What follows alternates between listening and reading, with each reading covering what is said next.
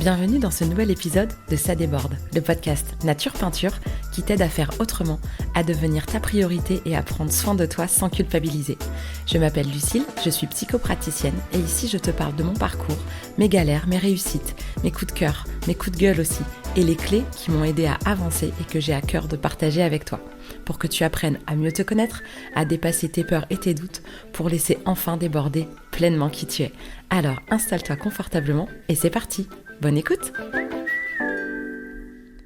Et coucou! Je suis ravie de te retrouver comme tous les vendredis pour un nouvel épisode de podcast. Et cette semaine, c'est un épisode solo. Et j'avais envie pour cet épisode de vous parler de la croyance qu'on peut avoir que les choses vont changer grâce à ce qu'on va faire différemment. Pour moi, il y a une erreur sur la place et l'ordre, on va dire, des actions. On a souvent l'impression que c'est parce qu'on va se mettre à agir différemment que du coup, par conséquence, on va se sentir mieux.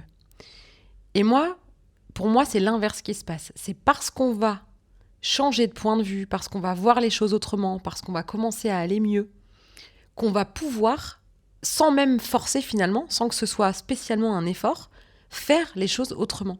Parce qu'en réalité, les actions qu'on va mener différentes sont la conséquence d'un travail en amont et pas la cause de y a tout qui change. Alors je sais, ça va peut-être pas l'air très clair dit comme ça, mais pour moi, le plus gros changement se produit quand on change sa manière de voir. Alors comme souvent quand je fais un épisode solo, c'est des discussions que j'ai eues assez régulièrement dans la semaine.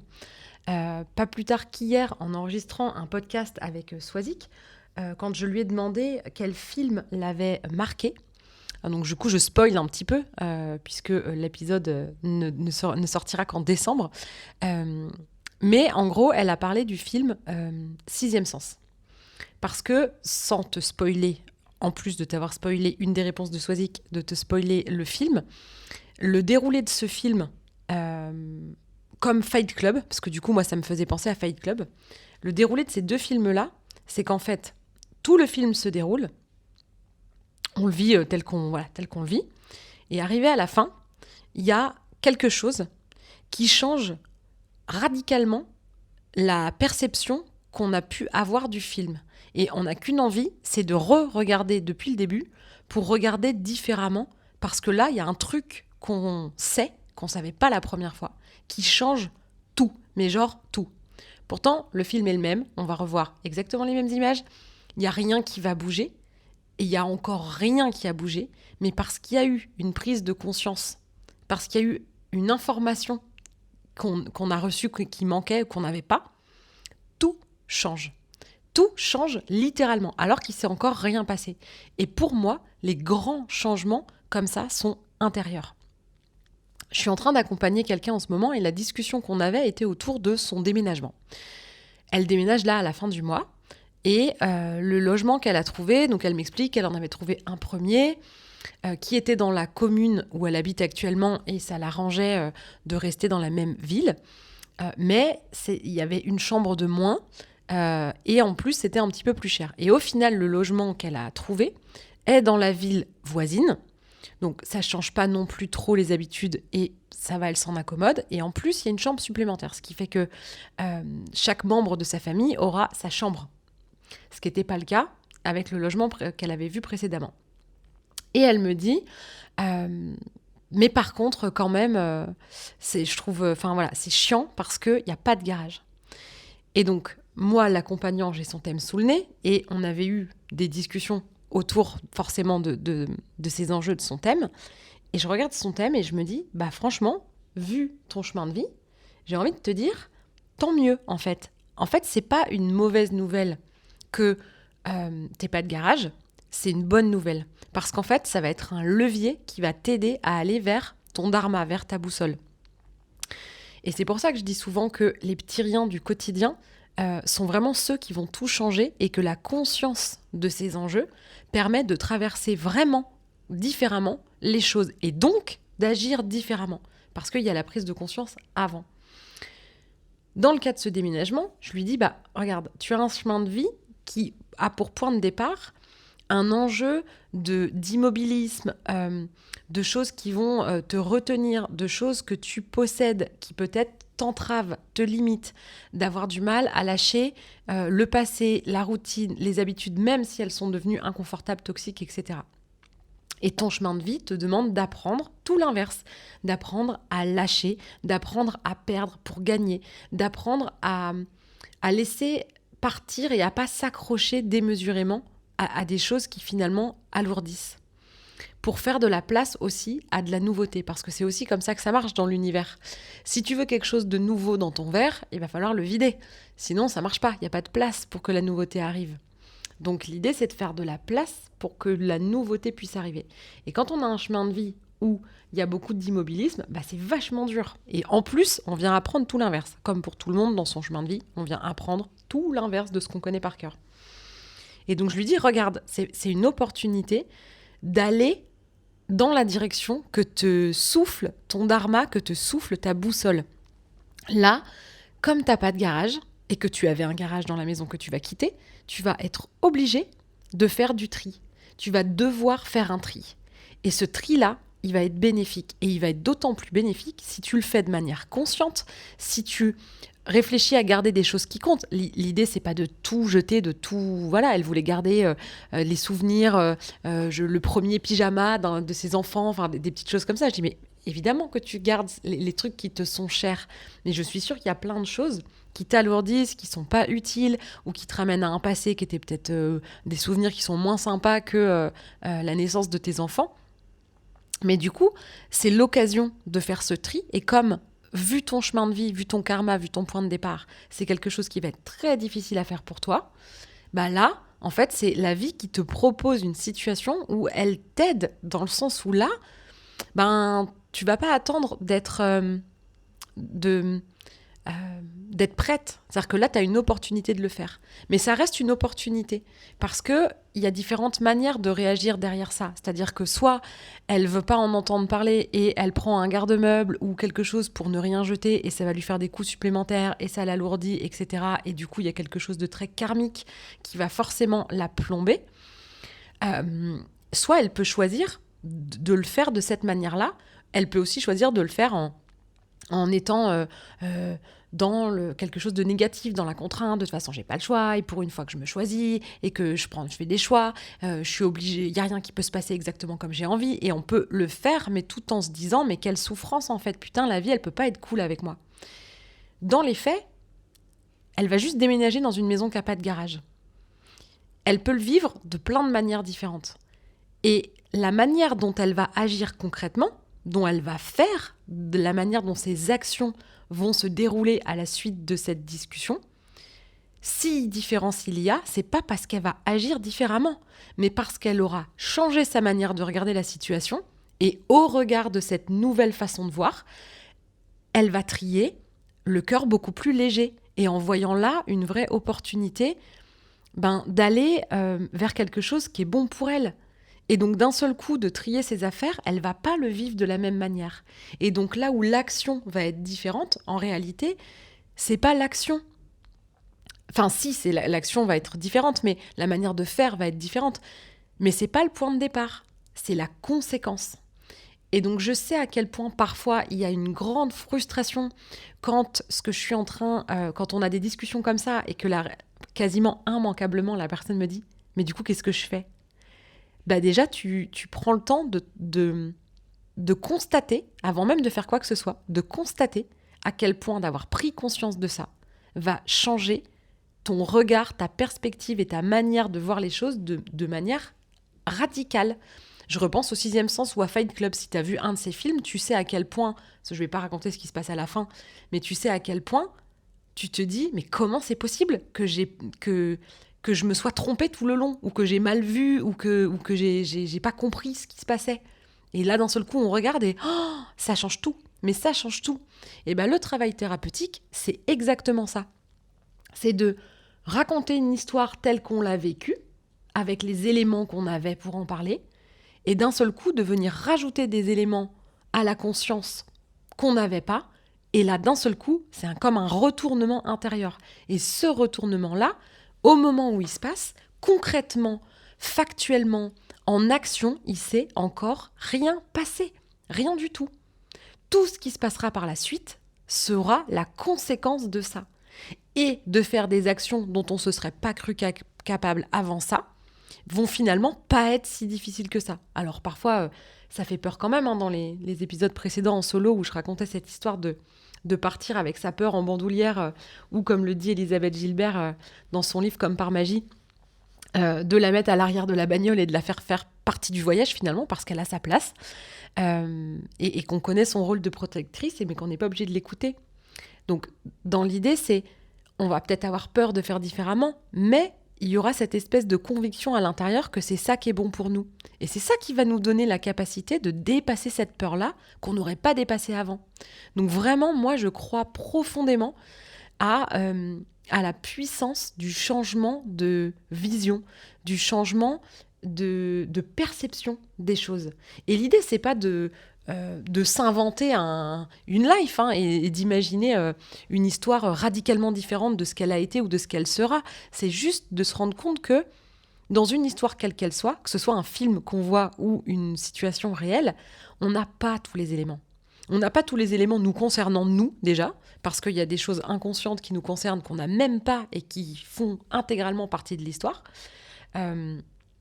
Et on sait encore moins les éléments manquants des autres.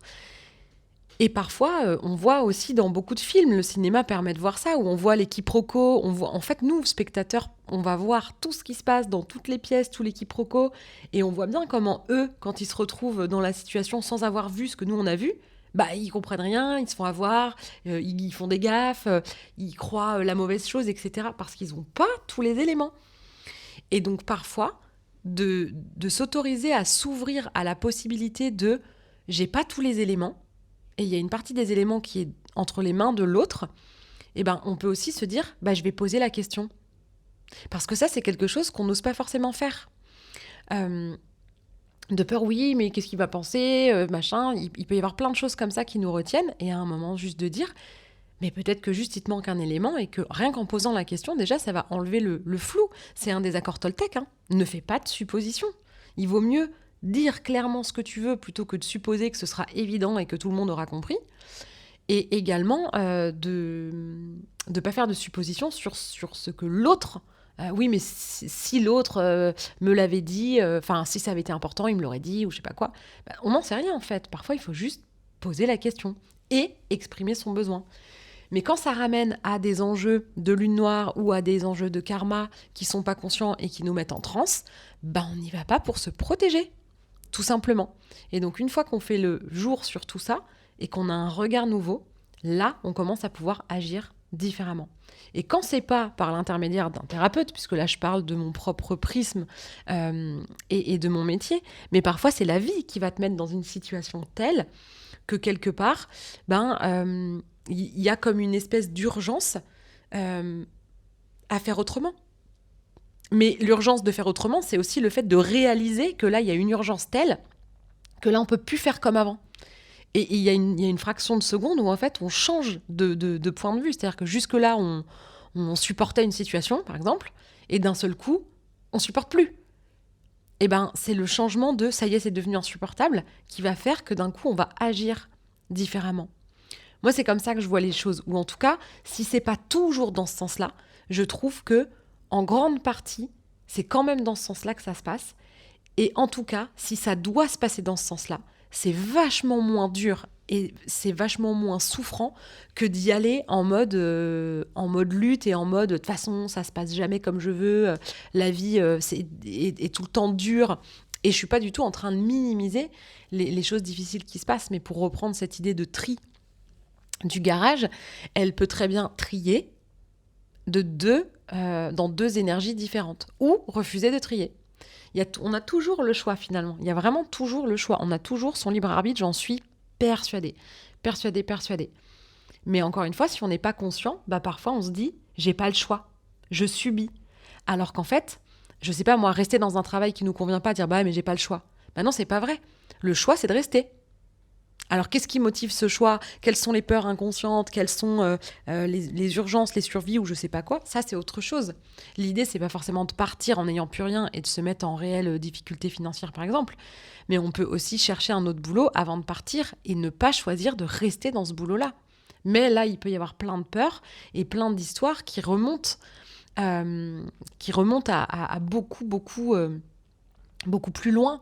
Ce matin encore en visio, euh, j'étais avec une cliente qui a un vrai enjeu au niveau de la place et qui m'a raconté une anecdote banale en fait d'un quotidien du travail. Bah, tu vois, typiquement, il se passe ci, ça. Elle me raconte et donc vraiment on lui fait sentir qu'elle prend trop de place, genre concrètement. Genre t'étales pas comme ça, genre prends moins de place sur son lieu de travail. Et voilà, elle me raconte ça comme ça. Et puis, on commence à parler de son enfance, est-ce qu'il y a eu des faits marquants dans son enfance, qu'est-ce qui s'est passé, etc. Et là, elle me raconte un événement hyper marquant, pour pas dire traumatisant. Et là, en fait, instantanément, il y a un parallèle qui se fait entre ce qui se passe pour elle quand elle est au travail dans ces situations-là, les réflexions qu'on lui fait et comment elle le prend, et ce moment, en fait, de son enfance. Et rien qu'en racontant le truc de l'enfance, je lui dis, et si on repense là à ce que tu m'as dit tout à l'heure sur ton travail, est-ce que tu vois le lien? Et j'ai vu sur sa tête le changement de, oh putain, d'un seul coup, la situation telle qu'elle l'a vécue a complètement changé à l'intérieur d'elle par contre. Et du coup, sa manière de réagir, si ça doit se reproduire, sera différente. Sa manière de faire sera différente. Mais parce qu'elle a eu une prise de conscience. Pour moi, c'est hyper important de comprendre ça et de ne pas être frustré quand on n'en est pas encore au stade de qu'est-ce que je fais maintenant. Parce que c'est vrai que comme c'est pas encore concret, on peut avoir l'impression qu'il n'y a pas grand-chose qu'à changer. Puisque dans les faits, il n'y a encore rien qu'à changer. Mais ne sous-estime pas la puissance d'une prise de conscience ou d'un changement intérieur. Parce que plus vite que tu crois, tu vas constater des changements à l'extérieur. Et parfois, on a même l'impression que ces changements, ils arrivent tout seuls, un peu comme par magie, et que d'un seul coup, on a de la chance, alors que jamais dans la vie avant, on a eu de chance. J'ai souvent cette réflexion quand le travail commence à avoir un peu avancé et qu'il commence à y avoir des vrais changements dans la vie concrète de la personne, où elle me dit « Oh là là, je sais pas moi, mon mari, il a été comme ci, comme ça, il l'avait jamais été avant, et puis mes collègues, ils se sont mis à être comme ci, comme ça. J'ai quand même de la chance d'avoir des collègues comme ça, et c'est cool parce qu'ils ont changé. » Tu sous-estimes un petit peu ta part là dans l'histoire quand tu as une réflexion comme ça. Même toi, si tu repenses à une situation où tu te dis « Tiens, les autres, ils ont changé d'un coup. » Moi, je mettrais ma main à couper que tu as fait un changement à ce moment-là, que tu t'en sois rendu compte ou pas. Mais il y a eu un changement qui est parti de toi et qui du coup a eu pour conséquence un changement chez les autres. Et parfois, toi, pareil, tu vas peut-être penser à une situation où c'est toi qui d'un seul coup t'es mis à être différent par rapport à quelqu'un. Tu peux être sûr que le quelqu'un en question a bougé quelque chose. Dans son énergie, dans son alignement, dans ce que cette personne pense d'elle-même. Il y a quelque chose qui bouge. Et c'est pas encore palpable, mais je te jure que ça vient extrêmement vite. Ça vient vraiment très vite. Je suis en train de regarder les cartes en parlant, les cartes que j'ai tirées, comme toujours de mon tarot et de l'oracle de Johanna. Donc dans le tarot, j'ai tiré l'as de coupe. Donc comme d'habitude, je radote, mais bon, comme certains et certaines écoutent tous les épisodes et d'autres pas, je répète un petit peu. Je ne connais pas le tarot. Genre, je connais pas la signification des arcanes majeurs ni mineurs. Enfin voilà, je ne connais pas. C'est un tarot qui est illustré et pour l'instant, je l'utilise comme un oracle. J'ai dans l'idée de me former et d'apprendre la réalité de la valeur, j'allais dire, ou de la symbolique des lames de tarot, mais pour l'instant, je connais pas. Donc, si ça ne correspond pas et que toi, tu connais le tarot et que ça correspond pas, ne t'arrache pas les cheveux. Je ne connais pas. Je m'en sers comme un support pour faire le lien avec les propos dont je suis en train de parler. Donc, j'ai tiré l'as de coupe. Et l'as de coupe, on voit une femme qui a ses deux mains comme si elle allait les joindre, ses deux mains en prière. Là, tu vois, quand tu as tes deux mains sur le cœur, la l'une contre l'autre, elle a les mains dans cette position-là, mais écartées. Et entre ses deux mains, il y a une coupe, quoi, une espèce de bol qu'elle tient à la hauteur de son chakra cœur, là au milieu de la poitrine. Et dans ce bol, on voit une espèce de, je dirais un cœur. C'est une espèce de masse rouge-orangée. Et il y a plein de rayons. On sent que ce qu'il y a dans ce bol, ça brille, ça rayonne, que c'est puissant. Alors je sais que les cartes de coupe ramènent aux émotions, sont liées à l'élément eau et aux émotions. Et on voit d'ailleurs un peu d'eau qui semble sortir du bord du bol. Et on voit qu'il vraiment, enfin moi ce qui me frappe beaucoup, c'est cette espèce de rayonnement et cet alignement, comme si elle mettait ses mains autour de son chakra cœur, avec cette coupe-là qui flamboie presque, vraiment qui irradie, qui illumine. On sent qu'il y a beaucoup d'énergie et de puissance. Et bien cette carte, pour moi, c'est le retour vers soi intérieur. C'est comme ça que je l'interprète. C'est cette capacité qu'on développe d'être puissamment relié à ce qui compte, à ce qui est important, à ce qui donne de l'énergie, en étant centré sur son cœur, j'ai envie de dire. Et en fait, quand tu fais un travail sur toi, quand tu te remets en question, quand tu te rends compte qu'il y a beaucoup de souffrance dans ta vie ou qu'il y a des choses qui sont difficiles, que tu es fatigué et que tu aimerais bien que ça commence à se passer autrement, c'est le début du travail sur toi. Et donc, parce que tu reviens un peu vers toi et de te dire, mais dans quel état je suis ? Et il est temps que je prenne soin de moi.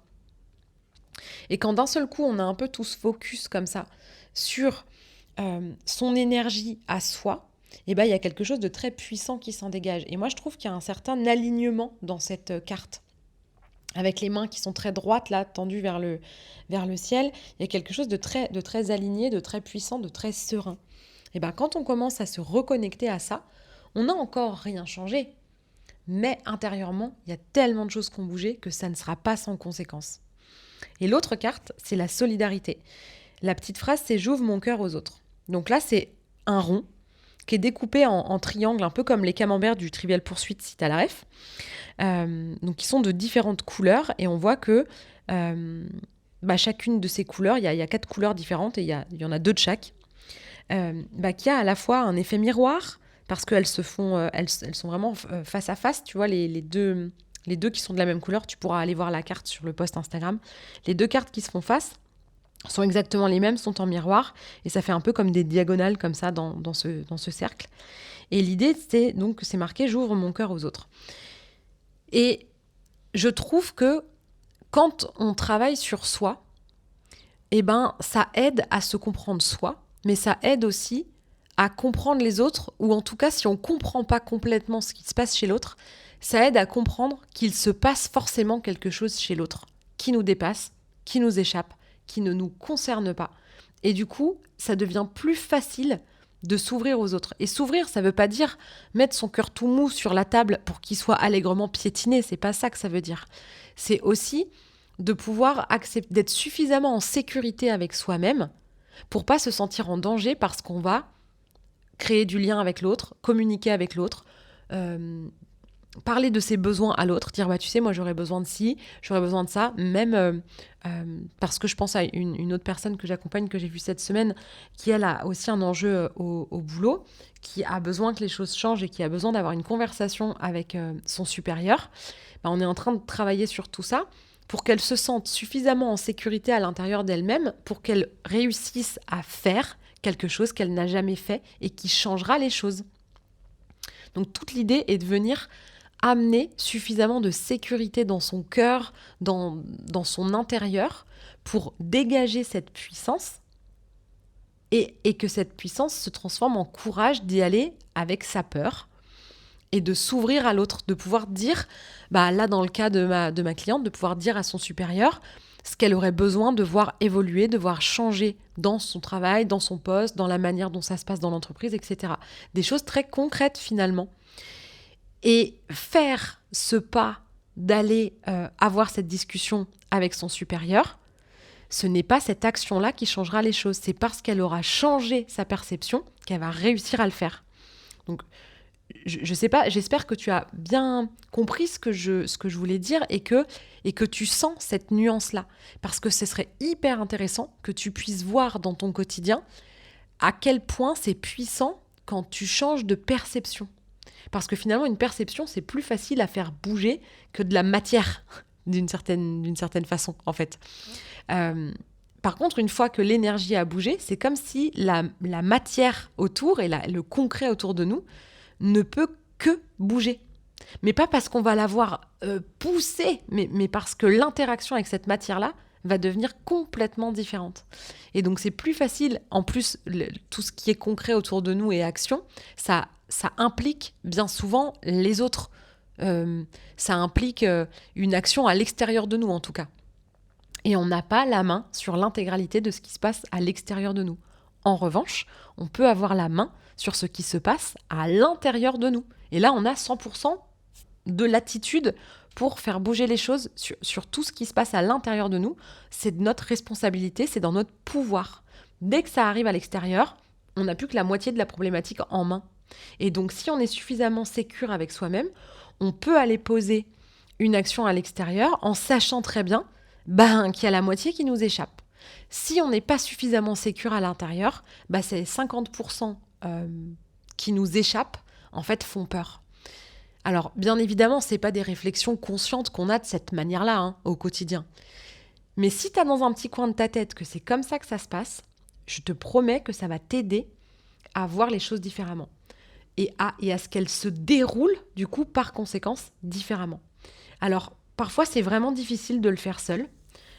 Pourquoi ? Parce qu'on a notre nez au milieu de la figure et que quand on est dans une situation qui vient appuyer à un endroit où on est fragile, où on a de la souffrance, on n'a pas ce recul-là. Et c'est là tout l'intérêt de pouvoir raconter ce qui se passe pour soi à ses proches, aux personnes concernées dans un conflit ou même sans qu'il y ait un conflit, quand il y a quelque chose qu'on a besoin de dire, avec la personne qui est concernée en face et éventuellement avec un thérapeute ou quelqu'un qui va avoir cette neutralité et qui va être en dehors de ton quotidien, parce que parfois c'est beaucoup plus facile de parler à quelqu'un d'extérieur et que quand quelqu'un d'extérieur te dit la même chose que ce que tes proches te répètent depuis longtemps, d'un seul coup, ça a un poids différent. De dire, ah ok, donc même quelqu'un d'extérieur va dire ça. Parce que sinon, les proches, on est tous pareils, moi la première. Mes proches, ils ont beau me dire des choses, je suis là, oui, je sais. Et puis parfois, ça arrive qu'on me le dise par l'extérieur, quelqu'un de complètement extérieur. Et où là, je me dis, oh waouh, mais ce serait vraiment vrai, du coup. Non pas que j'ai pas cru les autres, mais c'est comme si à l'intérieur, ça réussissait pas à faire écho. Donc parfois, il faut pas hésiter à faire appel à quelqu'un aussi d'extérieur pour démêler un peu la plotte et pour apprendre à se sécuriser de l'intérieur pour pouvoir changer son mindset, changer son énergie, changer sa manière de percevoir ses blessures, pour pouvoir faire des actions à l'extérieur avec beaucoup moins de souffrance et avec beaucoup plus de sens. J'espère que cet épisode t'a plu, j'espère que ça va t'aider à voir les choses différemment et à te rendre compte qu'un changement de regard peut vraiment, vraiment t'amener à changer beaucoup de choses et à faire des actions en conséquence qui seront beaucoup plus alignées et beaucoup plus faciles à mettre en place, même si la peur reste en bandoulière. Je te remercie comme toutes les semaines de ton écoute et de ta fidélité. N'hésite pas à t'abonner au podcast, à noter. Je sais que c'est pas toujours si naturel que ça et c'est un peu chiant sur les plateformes. C'est pas très naturel. C'est pas comme les réseaux sociaux où c'est un peu plus facile de venir mettre des likes et des choses comme ça. Mais c'est important pour moi déjà parce que ça rend réelle l'interaction qu'il y a entre nous, qui est en différé mais qui est réelle quand même. Et puis ça aide aussi le podcast à être diffusé, à être suggéré et à porter mon message encore un petit peu plus loin. Merci beaucoup pour tout. Je te dis à la semaine prochaine et je te souhaite une bonne journée ou soirée selon le moment auquel tu écouteras ça. Et en tout cas, quoi qu'il arrive, à la semaine prochaine. Si cet épisode t'a plu, tu peux laisser un commentaire, noter avec tout plein d'étoiles ou encore t'abonner pour ne pas rater les prochains. Tu peux aussi partager cet épisode pour que d'autres personnes osent laisser déborder qui elles sont vraiment. Et si tu veux en savoir plus sur ma manière de travailler, mes outils et les accompagnements que je propose, rendez-vous sur ma page Instagram L'Oreille et la Plume ou sur mon site internet. Merci beaucoup de ton écoute et de ton soutien. Passe une belle journée ou une belle soirée et on se retrouve bientôt.